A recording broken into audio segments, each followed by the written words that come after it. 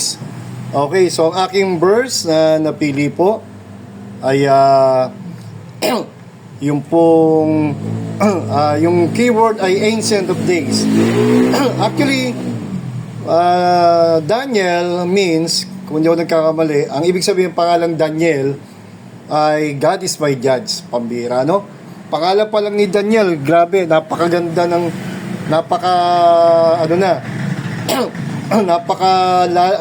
baga may mensahe na agad. God is my judge, kasi totoong totoo. Alam naman natin si Daniel ay tinapon po siya. I mean, sila po ay naging bihag po sa Babylon. At pag-iisipin mo, slave po sila doon, napakahirap ng sitwasyon nila.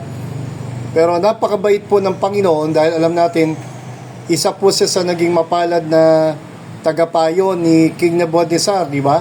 Sa lugar po ng Babylon, kasama si Shadrach, Meshach, Abednego. At dito po sa kanyang kalagayang sila ay slave, and yet meron silang privilege na masabi natin galing sa Diyos, no? Hindi talaga kay Nebuchadnezzar, ginamit lang ng Diyos si Nebuchadnezzar, kasi ang may plano ay kahit na sinakop ni Nebuchadnezzar ang Israel bilang palo ng Diyos, at sila po ay naging bihag, kasi palo nga po ng Diyos. Pero pagdating po sa Babylon, you can see, itong lalo to si Daniel, Shadrach, Meshach, Abednego, ay sila po ay binigyan ng Diyos agad ng magandang recognition, promotion, because they were may paninindigan sila, may pananampalataya sila sa Diyos. In fact, sa chapter 1, di ba, pinapakain nga sila diyan ng mga pagkain ng hari. Kaya sabi ng king, yung mga tagapayo na yan, mga counselors ko na yan, ay dati pakainin nyo yung pagkain ko. Ayoko magutom yan, ayoko manghina, magkasakit yan. Pero sabi ni Daniel, ay hindi bawal sa amin yung baboy, kaya pakainin nyo lang kami ng gulay. Lalo na yung mga parang ampalaya, no? bitter herbs. So you can see the faith, the conviction, at kahit nandun na po si Daniel sa ibang bansa, alam po niya sino siya, sino ang Diyos niya. At nakita natin marami pong pinakitang pangitain about future, vision, panaginip. At isang blessing po ng Diyos kay Daniel dyan, makita natin sa book na ito, ay yung pong tinatawag nating yun nga, bigyan siya ng kakaibang talino ng Diyos. Ng kakaibang talino. Kung maalala niyo yung kwento dyan, di ba? Papapatay na sana yung kasi may napanaginipan dyan si King Nebuchadnezzar At sabi niya, yung panagin yun, takot na takot siya si King Nebuchadnezzar. Pinatawag niya yung mga tagapayo niya, kasama sila yung lahat. Sabi niya sa akin, ano yung panaginip ko? Sabi ni King Nebuchadnezzar, at ano ang ibig sabihin? Walang makapag-explain. So sabi nung isa, yung mga ibang lahi, ibang bansa, sabi niya, mahal na hari, sabihin mo yung panaginip mo at ipapaliwanag namin. Pero sabi ni King Nebuchadnezzar, hindi. I think chapter 4 yata, chapter 5. Sabi niya, hindi. Sabihin niyo sa akin, ano mismo yung panaginipan ko at ano ang ibig sabihin? Sa madaling salita, siyempre parang sabi ni King Nebuchadnezzar, sabihin niya para wag niyo ako lokohin, kasi pag binigyan niyo sa akin yung tamang kung ano yung panaginip ko, tama na agad, nabigay nila, at yung kahulugan ay merong reward. Pero sabi niya, pag hindi niyo naibigay sa akin yung panaginip ko at yung ibig sabihin, patay kayong lahat. Kaya natakot po lahat yung mga nabalitaan niyo ni Daniel. Kaya sabi ni Daniel, bakit galit na galit ka agad, mahal na hari, at bakit napakabilis ng iyong pasya? Sabi niya, bigyan mo lang akong time, mananalangin ako sa aking Diyos at i-explain ko yung panaginip mo, ano yung panaginip. So madaling salita, alam natin kwento na nalangin po si Daniel diyan, kinausap niya ang Diyos, at of course, dahil may tunay siyang Diyos, ay binigay po ng Diyos yung mga sikretong panaginip ni Nebuchadnezzar. At yung napanaginipan ni Nebuchadnezzar ay tungkol sa future, tungkol sa mga future ng kingdom ng Babylon, tapos yung sasakop sa Babylon na tatalo, naging Actually, yung anak niya, si Belteshazzar, pumalit sa kanya. Pero, sinakop din po ng Babylon. Ang Babylon, tinalo ng, kung di ako nagkamali, ay, basta may pumalit ng kaharian. Hindi ko malaman kung Assyrian Empire o yung kay, no? Meron nga sila paniginipan dyan yung mga hayop. Yung isa ay, leon na mayroong pakpak ng agila. Tapos yung merong, andin din, binanggit din sa chapter 7. Sa ibang chapter 2, meron din binanggit. Tapos meron pong oso. Tapos meron pong, leopard. Na, I think, parang may pakpak din yata. Yung parang gano'n. yung leopard, mabilis. Basta itong mga hayop na ito, symbolical ng kingdom. Ng mga papalit. And then finally, merong isang hayop dyan na mabangis na may 7 ulo ba? Parang gano'n. No? Napakapangit ng hayop. Merong mga pangil. Tapos, ang daming ulo. At basta, yun yung biyabangin dyan. Actually, the kingdom of the Antichrist na yan. Yung papayagan ng Diyos in the future. And then finally, actually, meron pa nga isang rebulto. Bukod doon sa hayop, meron pa isang panaginip dyan. Yung rebulto ni Nebuchadnezzar. Kung hindi ako nagkakamali, ang naging panaginip ni Nebuchadnezzar dyan, yung rebulto niya. No? Yung binigay ng panaginip ng Diyos dyan kay Nebuchadnezzar. No? At yung panaginip na yan ay tungkol doon sa estatwa niya. Kasi nagpagawa siya ng estatwang ginto dyan, tapos sinamba dyan ng lahat ng bansa niya, pati ng mga Hudyo dyan Kaya Shadrach, Meshach, Abednego lang ang hindi sumamba at tinapon niya sa apoy. At iniligtas naman ng ating Panginoong Kristo. So, dito sa book na ito, makikita ko natin yung panaginip ni King Nebuchadnezzar. Yung una ay yung ulo, ginto. Pagdating po sa braso, balikat, hanggang dito sa may gawing tiyan, ay sumunod ay pilak. Tapos pagdating ho sa may tiyan, papunta sa binti, ay bakal. Ay, hindi, tanso. No? Tapos pagdating ho sa, tama ba? O dibdib yata. Basta ginto, pilak, tapos tanso o brass. Tapos sumunod yung paggawing binti, bakal. And then, panghuli, yung paa, gawing paa at binti, bahagi ng legs, bakal at may parang halong lupa. So, madalit salita, yun yung nakita niyang panaginip dyan, yung estatwa niya. And then finally, yung estatwa niya ay meron pong bumagsak na bato mula sa langit. At nadurog yung estatwa, kaya takot na takot dyan si King Nebuchadnezzar. At nangyari nga po doon, ay sabi niya, ano yung sabihin, panaginip ko to? Kaya, alam niyo, yun yung binigay ng Diyos na panaginip kay King Nebuchadnezzar, at sinabi yun ng Diyos sa panalangin kay Daniel, at in-explain ano ibig sabihin nun. So, it talks about future, na may mga kingdom na maghahari, tatalunin si King Nebuchadnezzar, yung anak niya ay mamamatay din, tapos may papalit niya, no? Yung Assyrian Empire, kung yung kamali, tapos Persian Empire, tapos the Grecian Empire, and then the Roman Empire, and then finally, yung pong Antichrist, yung 7 years tribulation period. And then, yung bato na dumurog, ay symbolical yun, pero literally, at yutukoy doon, yung bato kasi, the symbol of the Lord Jesus Christ, the rock. And that, alam natin, ang pansus ay may everlasting kingdom. By the way, when we talk about the kingdom of God, the kingdom of God and the Lord Jesus Christ, because God is eternal, ang kaharian ng Diyos ay walang katapusan. Walang simula, walang katapusan. No? Kaya, makita natin dyan, ang ganda po ng salitang Ancient of Days dyan. Sabi ito, the Ancient of Days, 3 beses siyang binanggit dito sa Book of Daniel. Makikita po natin. Saan po yan? Verse 9, verse 13, and verse 22. The title Ancient of Days, found 3 times in this book of Daniel. So, binigay din ng Diyos yung mga wisdom niya kay Daniel. Marami pang bagay.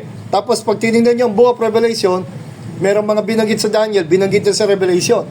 So, it talks about future, it talks about vision, especially the kingdom of God and the Son. So, tanda po natin, the kingdom of God is everlasting. Kumbaga, ang kaharian ng tao may simula, may katapusan. But the kingdom of God is eternal. The kingdom of man is temporal. Wala pa ang mundo, wala pa ang creation ng Diyos sa mundo, andun na ang Creator, andun na ang Diyos Ama, Anak, Espiritu, wala pa ang anghel, may kingdom na siya. May kingdom na siya, buhay na ang Diyos, magkakasama po sila. Kumbaga, He is the God of the past. Kaya nga, siya ay hari na in the past. Pero pag sinabing, King of the Jews, tapos meron siyang kaharian na, wala pa ang mundo, wala pa ang tao. And then, nang maglikha ang Diyos ng una anghel, kaharian ng Diyos, yung langit na walang ganima nakita, nung nilikha niya ang mundo, pinayagan niya ang tao na magkasala, magkaroon ng mga gobyerno o kaharian. Pero that kingdom of man is temporal. At may mga hari sa lupa, tao, di ba? May mga tao, at may mga tinatawag na lords, o gods, kasi sa Bible, sa Old Testament especially, di ba, sa history, ang mga tao tinatratong lords o gods, o king. Ganyan yan, Ginodyo sila, pinapanginoon sila, at because of their kingdom, because of their kapamahalan, gobyerno, o nasasakupan, nakokontrol. Di ba? So, kahit ngayon, di ba, katulad ng mga Islam, nation, may mga king sila. Itong Brunei, may mga king sila, di ba? Saudi, di ba? Ang England, may king sila. No?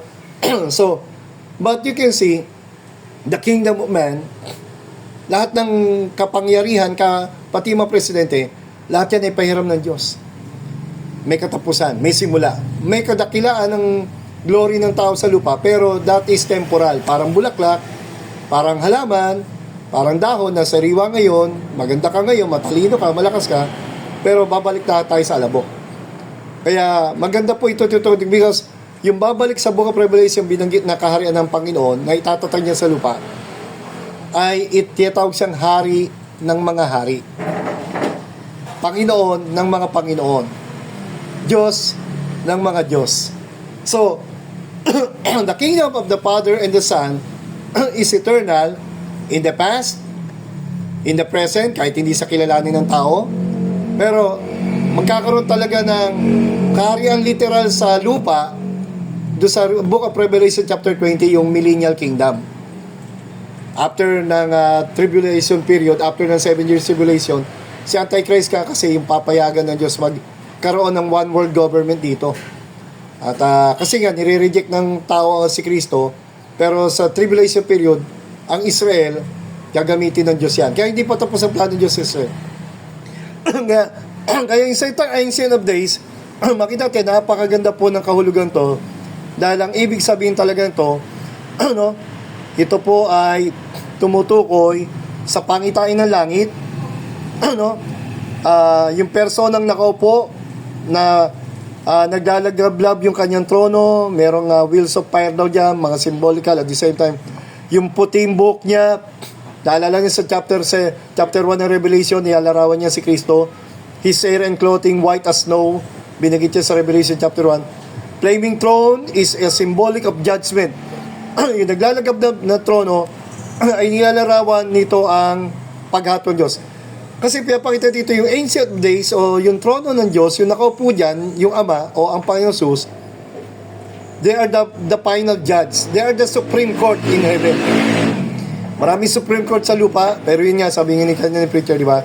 Maraming pandaraya, maraming injustices, maraming korupsyon, di ba? Pati mga kings, yung mga system ng government. Pero the kingdom of God is perfect, pure, and perpetual. Perfecto, walang kamalian, pure, malinis, walang corruption, and perpetual, eternal. No? Ito, peaceable. Puno-puno talaga ng kapayapaan. Di ba?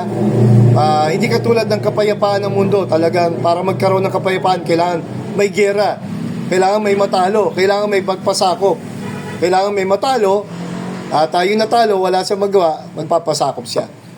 So, ganun din in a sense, alam niyo, ang peace ng Diyos, talaga naman ang peace ng Diyos, ang karon niya ay peaceable kingdom. Kaya lang, andyan niya ang Diablo. So, in a sense, hindi natataranta ang Diyos sa problema ng kontrabidang kaaway.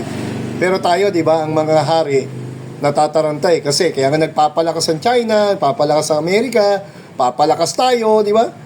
So, but the kingdom of God, sabi doon sa Revelation, di ba?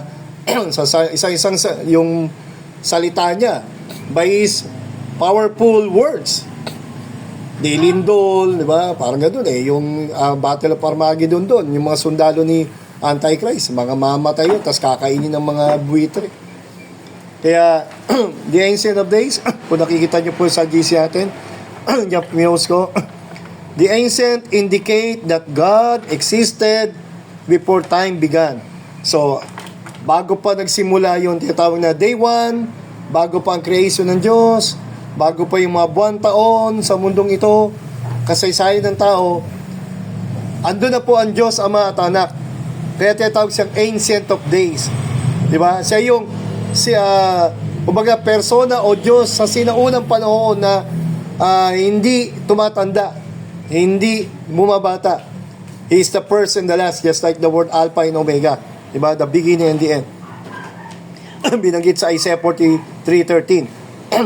So we find that God refers to Himself as existing from the Ancient of Days, literally, days bago pa nga. That means God existed before days were even created. We read in Genesis 1:1 that God created time, days, and nights. So God existed from before the beginning of time. God is often represented as ancient, as He that is from everlasting to everlasting. Binasa natin kayo ng umaga, di ba? Psalm 90 verse 2. Sino ang Diyos? Saan siya galing? From everlasting to everlasting, He is God. So, tayo, may simula, may katapusan ang buhay natin sa lupa. Pero ang kaluluwa, wala nang katapusan. In a sense, no? May eternity tayo pupunta sa piyeng Diyos o sa impyerno kung hindi po ligtas. Pero ang Diyos ay walang simula, walang katapusan. That means everlasting, His life. The first and the last. Kaya Daniel 7 talks about, in the kabuuan ng book of Daniel, not only prophecy about the future, it talks about paghahari ng Diyos, paghahari ng ating Panginoon Kristo, and He is the final judge. He is the judge. A similar description in Revelation. Christ is described as having snow white hair and blazing eyes in Revelation chapter 1. Yung nakaupo rin, the Lamb of God, di ba? The Lion of the tribe of Judah. God the Son is depicted, the Lord Jesus, nilalarawan po siya na may kapangyarihang umatol sa church, magbibigay sa reward sa atin, sa langit, niya pag-uusapan kasalanan, sa biyaya tayo naligtas, sa biyaya tayo naglilingkod, kaya wala tayong pwedeng ipagyabang. Wala tayong, kumbaga ako, inaamin ko, no? Tutusin, dapat wala tayong ikatamad, wala tayong dapat dahilan para hindi maging faithful, hindi tayo maging tamad, hindi tayo maging matyaga, maging masikap, maging masunurin, kasi pambira, sabi nga ni preacher kayo na, di ba? Nasa panig tayo ng Diyos Baga, nasa panalo tayong pwesto walang katalo-talo. Di ba? At dahil lang po yan sa biyaya ng Diyos, wala tayong ipagyayabang. Naligtas sa awa, naglilingkod sa awa. Kung bigyan man tayo ng reward pa sa langit, bonus na lang sa akin yun.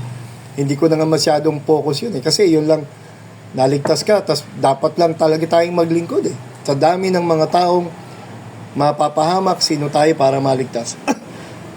At kasama tayo sa mga, sabi nga, tagapagmana. Inampon. Di ba? At maghahari, walang hanggan. So, Ancient of Days is described as having, in judging Israel, judging the church, and judging the world, the unsaved. Even Satan, no? Alam po natin, ay ihahagis po una yung the beast and the false prophet, the Antichrist and the false prophet, the leader of one world religion. And then finally, si Satan. Together, kasama po ng kanyang mga nag-reject kay Kristo. So, Revelation 1-3 complete the clarity of the reality that, yun yan, no? And finally, the title Ancient of Days, yun nga, 3 beses natin makita sa Daniel. Tumutukoy ito na si Jesus ang judge at meron siyang hatol, no, will be part of the end times events sa future. Ancient of Days refers to God the Father. Sometimes God the Father na nakaupo sa kanyang trono, and wala namang problema. Actually, binigay na rin ng Ama, all powers given unto Him in heaven and earth. In John chapter 5, binigay na nga po sa kanya yung trono ng paghatol Siya ang bumubuhay. Di ba? Yun yung didiscuss ko dyan in John chapter 5 Kaya lang, ang dami po nagsasalimbayan ng katotohanan tungkol kay Kristo na ang ganda pag talaga naintindihan natin. No? Son of Man, ang ibig sabihin ng Son of Man, no, sa buwaplo kasi si Kristo Son of Man. Kasi nga, literal po siya, nagkatawang tao. Siya ay anak ng tao, anak ni Maria, pinagbuntis. Hindi po siya talagang, bagamat siya ay anak ng Diyos, bago po siya nagkatawang tao, anak ng siya ng Diyos, di ba? Diyos po siya na nagkatawang tao, Diyos siya na anak, hindi siya yung ama. Pero nung magkatawang tao siya, nagkaroon siyang title Son of Man. Kasi literal po siya, 100% God and 100% man. Kaya makita natin, pambira, no? Sa Daniel, tinatawag din siya Son of Man. Tinatawag din siya Ancient of Days. Tinatawag din siya Son of God. So, ang daming makikita natin dito ng mga titles and symbols of Christ in the book of Daniel pala. So, the Son of Man, so we see Him on His throne, Jesus, as the Son of Man approaches the throne on clouds. God is triune God, meaning three persons in one and at different times. Ancient of Days refers to Jesus Christ, at the other times to God the Father. But in the prophetic sense, in the future, it clearly refers to Jesus, the Ancient of Days, returning to pronounce judgment on the world. So, yan po ang kabuuan po ng Ancient of Days. Talagang, kumbaga, siya yung from everlasting to everlasting, the God of Israel, the God of Moses, the God of Abraham. No, makita natin, ang walang hanggang Diyos. Yung Ancient Days wala na yan yung Diyos na parang lumalabas, Diyos na hindi tumatanda, at Diyos na hindi bumabata. No? Diyos ng walang hanggan. O siya yung walang hanggang Diyos. No, Diyos na walang simula at katapusan. So, hindi katulad natin, tayo tumatanda, di ba? Kasi ang nakadepende yung buhay natin sa lupa, may limitasyon, di ba? Dati, 900 plus, naging 120 na lang after the flood. Tapos, sabi ng Psalms ay 4 score na lang, di ba? Mapalad na lang tayo, umabot pa tayong 70-80 na malakas pa. Pero ang importante po, yun nga, yung sabi ng mga verse sa pinili nyo, napakapalad natin sapagkat kasama tayo maghahari kasama ni Kristo. Pambira, ano pa ang dahilan natin para hindi maglingkod, hindi maging matapat, hindi maging masunurin, no, hindi natin ibigay yung dapat natin ibigay, pera man yan, oras man yan, lakas man yan, no? Kaya nga, let's encourage sa ating mga brothers, sa ating mga tatay, kasi minsan nakakalungkot, diba? Nakapokus lang sila sa lupa, nakapokus lang sa trabaho, diba? Nakapokus lang sa pagpapayaman sa lupa. Wag naman sana, di ba? Isang lindol, isang gera, isang bomba nuklear. Di ba? Ubos, lahat yan. Heaven and earth shall pass away, but the words of the Lord Jesus Christ does not pass away, di ba? Di ba? Sabi nga, love not this world, neither the things that are in the world. The lust of the flesh, the lust of the eyes, and the pride of life, these are temporal. Ang gumagawa lang daw ng kalooban ng Diyos, yun yung walang hanggan. So, dito ko po tapusin at napakahaba, pero sinamantala ko lang kasi nakarecord na rin lang. Ancient of Days. Napakaganda po to, napakalalim na katotohanan sino si Kristo.